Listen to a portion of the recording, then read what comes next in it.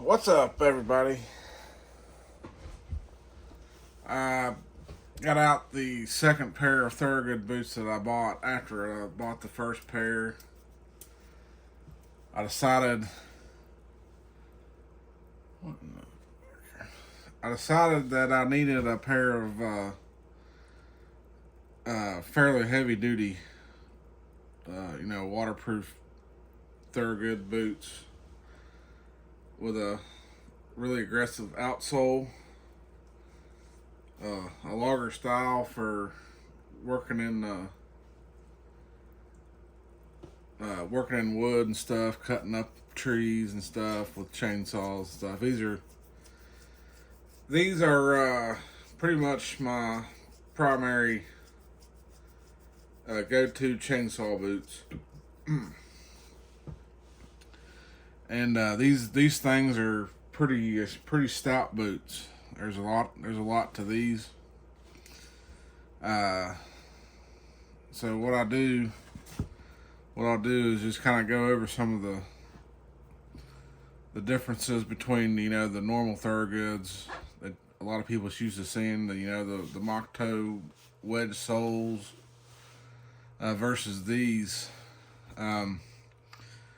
So right off, these are model number 804 3555.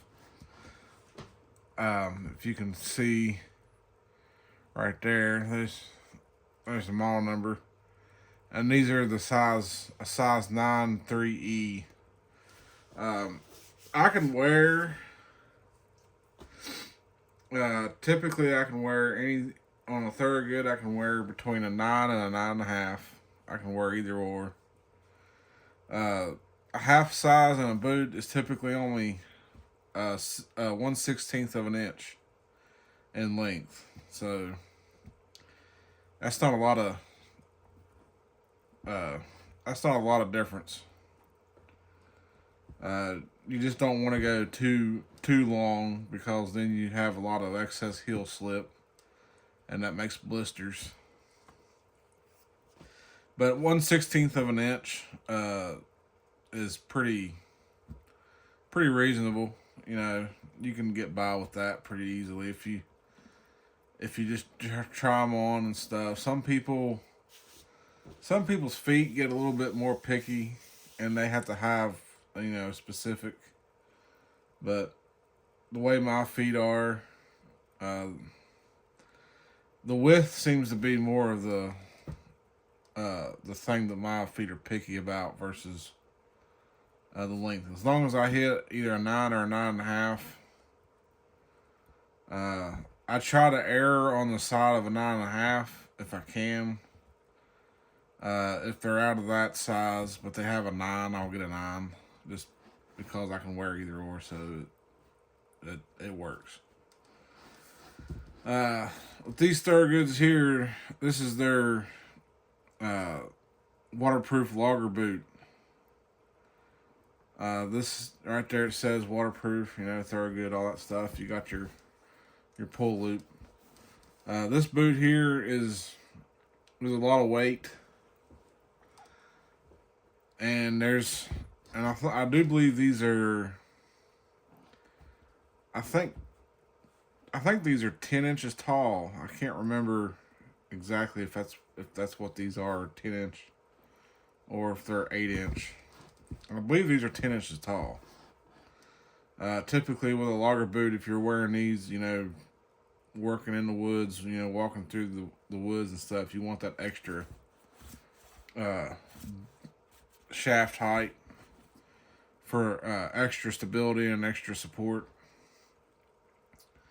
But these have, the good old solid brass speed hooks, and they got five regular brass eyelets plus your top eyelet. Now with these boots here, I may go ahead and show y'all how to do the logger's knot with these, since this is a logger's boot. All your Thorogoods, they always have the top eyelet at the very top above your speed hooks, but a lot of people don't know what that top eyelet's for, and it's for the logger's knot. It's kind of a old. It's an old style of knot that the loggers have always used to help, cinch their boots around their leg tight. And it's a knot that doesn't come loose over the course of the day. So it holds your boot tight. You don't have to worry about, stopping to retie your boots 15 times or whatever. So, I mean, that's the logger's knot. Typically, I would rather see this top eyelet, if you're going to do a logger's knot, I would rather this eyelet be a little bit bigger than these. Typically what they do is they take just another one of these eyelets and plop it in up here. So the logger's knot is a very, it's a very easy to do. And, but when you see how it's done, you'll kind of get an understanding of why this top eyelet should be bigger than what it is to do it. So, with the logger's knot, I mean, of course, you're going to have your boot laced all the way up like normal. And what you're going to do is when you take your lace, you're going to pass it through just like normal. Like that. Now what you want to do is you want to take the end of it and make a loop. And you're going to want to pass that right back through just like that. Now as you can see, when you do that, you've made yourself essentially an eyelet.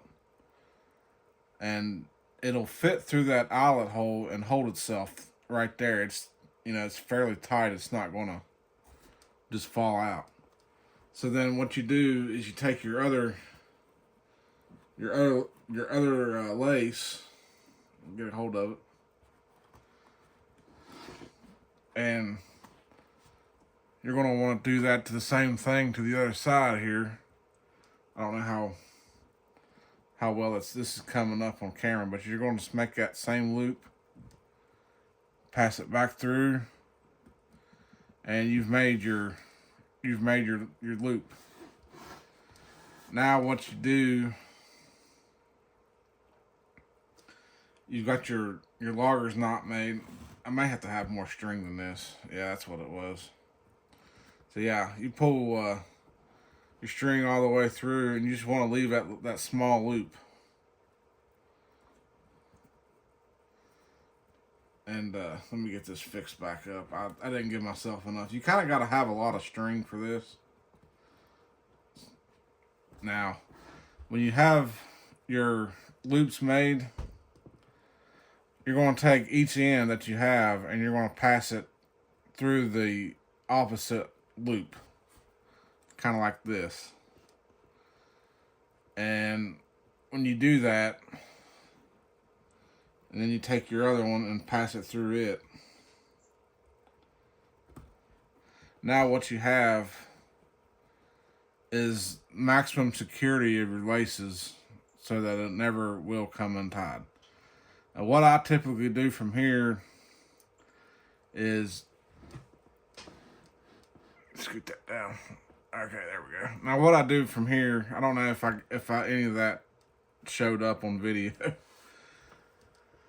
So what I do from here is I'll take and I'll tie my boots normally from here using just these two.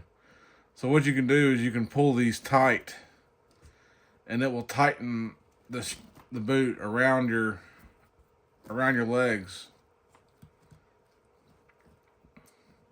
And then when you make your normal, run-of-the-mill knots, whatever you want to do, the boot will stay tight,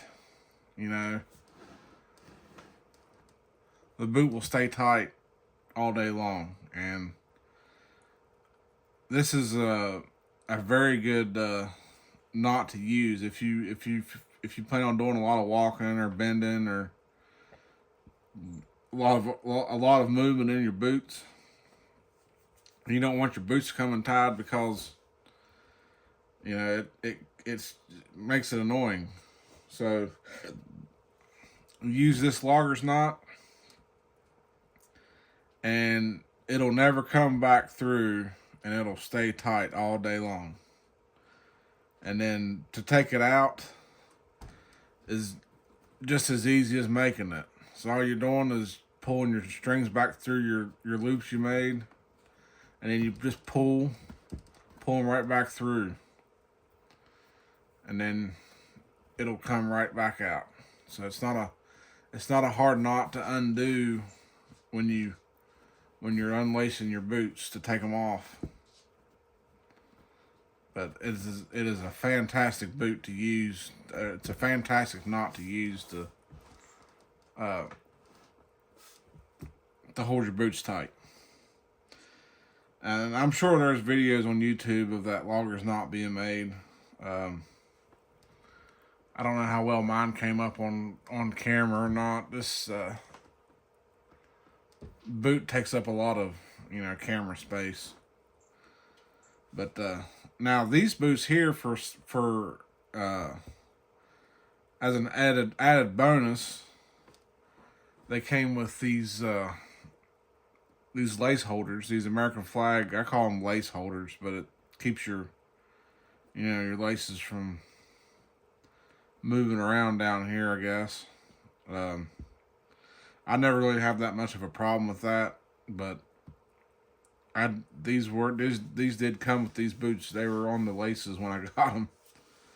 So, and I don't know why more of these American-made, you know, boot companies, they should all have. I think they should all have these on their boots. I like these. These are a nice little touch. But you know, on the back it says Thorogood. Has a Thorogood logo on the back. Occasionally you can find, you know, you can find these. You can buy them for like your Red Wings, and it'll say Red Wing Shoe Company on the back. But it's the exact same thing. It's that American flag deal, and I think that's a nice little touch. I think all these American boot companies should do that. Kind of, you know, take more pride in what they build. Of course, Thorogood always does the flag down here on the seam. But now this outsole, this is a Vibram logger outsole, and then when you flip it over here to the underside here, you can kind of see I've worn these for various tasks.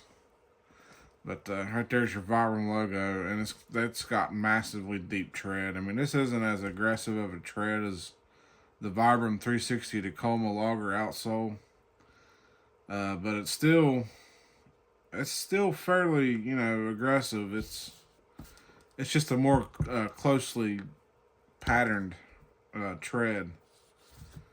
I can't remember what the name of this outsole is. I'm sure somebody, you know, somebody that watches this video later will probably know what the specific name of this outsole is, but I've not ever had any issues with this outsole. It's always been a good outsole for me. And then of course Thorogood doesn't do it with all their boots, but they didn't go ahead and do the bull stitch around the toe to add a little bit of extra security, since it's a logger boot. You know, they didn't want this end of this to start peeling away and separating from the welt. Now, of course, they do their normal synthetic storm welt around the boot, and then they've got a really thick, massive midsole on this boot to accommodate that really big, thick Vibram logger outsole. And then they do their normal triple Puritan stitch on the heel seam and the vamp to counter seam. I've not had any issues with this boot. Of course, this boot doesn't get wore as much as my other Thorogoods, just because it is a heavy boot, and it's quite warm in the wintertime to wear this boot. Of course, where it's lined with a waterproof booty, but with its weight and the sheer bulk of the lining inside of it, it's a hot boot to wear in the summertime. I have seen people wear this boot in the summertime, on the hottest days and stuff, but my foot is as wide as it is and stuff, it can't handle, being inside of a boot like this in the summertime. So I have to usually go for my unlined, mock toe wedge soles, or the mock toe 90-degree heel in the summertime. It's unlined, and then of course I'll wear these like whenever, if I'm going to be doing something outside and then the weather's kind of nasty. This gives me a little bit of extra traction for those nasty slippery days when it's been raining or something a lot, and you want a little bit of extra traction. But these have been real solid boots. I would say that I'll get, oh gosh, I'll probably get 10 plus years out of these boots. Just since I don't wear them quite as often. But now Thorogood does make another version of this boot. It's they have one that's in tobacco, more of the tobacco collared leather, and it's an insulated boot, so it's a good wintertime boot, and it has the Vibram Tacoma 360 logger outsole on it. So the problem nowadays, it seems, is we don't get as much of a wintertime as we used to get. So your need for a really heavily insulated logger boot for the wintertime is getting less and less around here. And so far, this boot here, when the need comes to wear it's always there, and it's always ready to go. And this is so far about all I need. Yeah, it is a steel toe boot, so of course in the wintertime this steel toe will get cold. So maybe just the temperature, if you don't need it for the snow, but just for the temperatures, you might get that insulation to help combat that cold steel toe cap in the wintertime. But other than that, these are really solid boots. I believe these are also a trail crazy horse type leather. I can't really remember. Maybe it says on the tongue in here what leather it is. Nope, it don't say. But it is a very it looks like it's like a very thick waxed dark leather. This is a good leather that's going to hide scratches really well. It's going to hide stains a little bit better than, say, a bright colored leather. And so far it seems to be wearing really well, and it seems to be getting a really nice patina on it. And so far I like them really well. Of course, here's the other boot with this same outsole on it. Of course, these aren't as cushiony as, say, the wedge sole mock toes.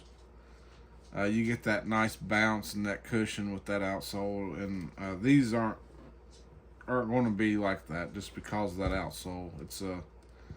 It's a nice thick hard Vibram rubber outsole. So I mean, you know, you're not going to want to wear this boot on concrete all day. You're not going to want to wear it on any kind of hard surface. This is a good boot to wear, like, you know, out in the mud or the wet ground.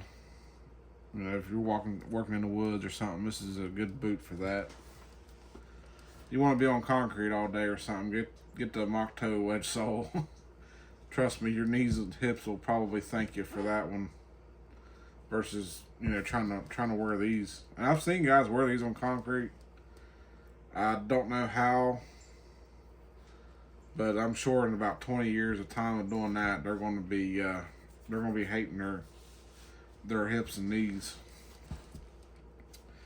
But yeah, I think that's about it on these. I'm going to try and make these videos a little shorter, and I'll put one of these boot review videos out a day on these all my boot collections. Since I have so many pairs of boots to do, I'll go through and do them. I'll go through and do them, you know, once a day to at least stretch it out, you know, to, you know, give me plenty of content to put out, you know, so I don't do it all up too fast and then have to wait for something else to come up. But yeah, I hope you enjoy this video. Give me a like, comment, and subscribe if you haven't already. These are the Thorogood. These have been the Thorogood steel toe waterproof loggers.